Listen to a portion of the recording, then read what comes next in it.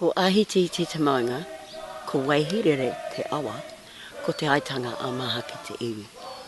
Ko te poho o Māhaki te wharenui, ko te kura o Māhaki te wharekai.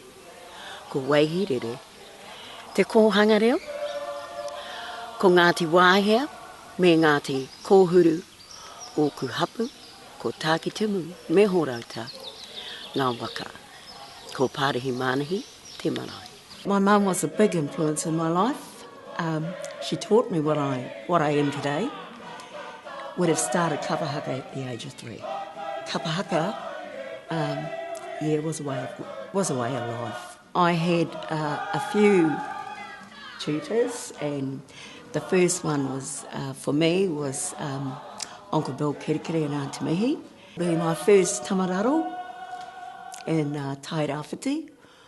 Would have been in the 60s. And I've been doing Kapa Haka since then. My first Matatini was in 1972.